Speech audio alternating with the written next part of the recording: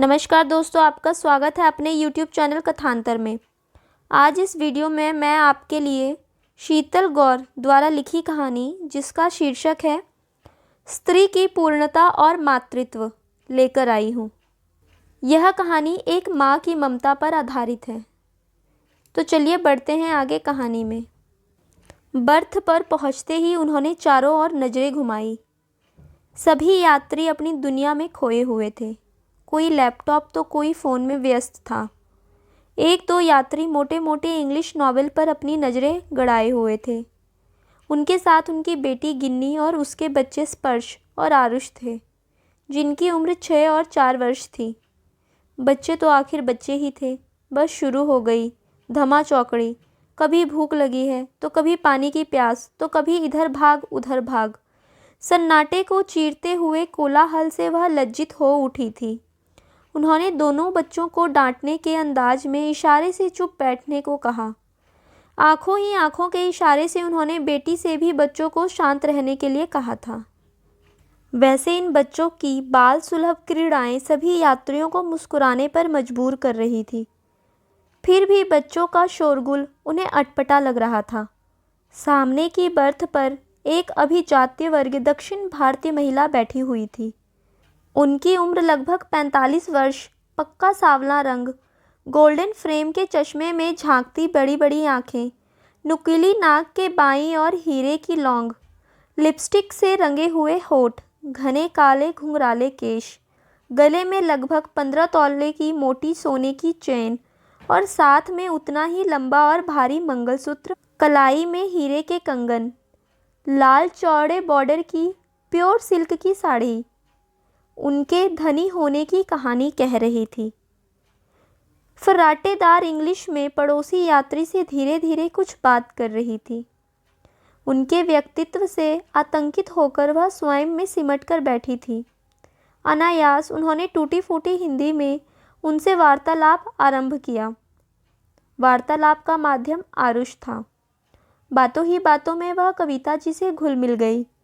वह हिंदी भाषा समझ लेती थी, परंतु बोलने में कच्ची थी। लक्ष्मी अयंगर ने अपना परिचय देते हुए बताया कि वह IAS अधिकारी की पत्नी है। वह अपने भाई के पास बंगलोर जा रही है। वह बार बार अपने पति बेंकेट की बातें कर रही थी, उनकी पसंद नापसंद का जिक्र कर रही थी। वह स्पर्श और आरुष के आकर्षण में बंध गई थी। उनके साथ उन्मुक्त होकर बच्चों की तरह खेल रही थी। कभी उनसे तुतलाकर बात करती, कभी बॉल खेलती। वह स्वयं बिल्कुल बच्ची बनी हुई थी। दोनों बच्चों के साथ खेलते हुए उनकी खुशी और उल्लास देखने लायक थी। कविता जी के मन में उत्कंठा हुई और वह लक्ष्मी जी से पूछ बैठी थी, आपके बच्चे? कविता जी के शब्दों को सुनते ही उनकी खुशी काफुर हो गई थी। उनका चेहरा सफ़ेद पड़ गया। वह एकदम से गंभीर हो उठी थी। उन्हें लगा कि उन्होंने कोई गलती कर दी है। संभवतः उनकी दुखती रग छेड़ दी थी। कुछ क्षणों के लिए वह एकदम चुप हो गई थी। थोड़े अंतराल के बाद सामान्य होने की कोशिश करते हुए वह बोली, वह उच्च शिक्षा प्राप्त गोल्ड मेडलिस्ट धनी महिला है। उनके पास कोठी, बंगला, कार, इज्जत, शोहरत, नौकर चाकर सब कुछ है। नहीं है तो एक अदद बच्चा। एक बार कुछ उम्मीद हुई थी, परंतु एक हादसे में सब कुछ समाप्त हो गया। ससुराल पक्ष के दबाव में पति बच्चा गोद लेने को राजी नहीं हुए।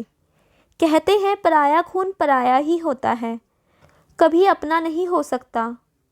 इसलिए मन के किसी कोने में माँ ना बनने का दर्द कचोटता रहता है। धन, पद, प्रतिष्ठा सब कुछ होते हुए भी मातृत्व के बिना स्वयं को अधूरा मानती हूँ। अपने जीवन से निराश समाज सेविका बन गई हूँ। गरीब बच्चों की सेवा के माध्यम से अपनी कुंठा को भूलने का प्रयास करती रहती हूँ।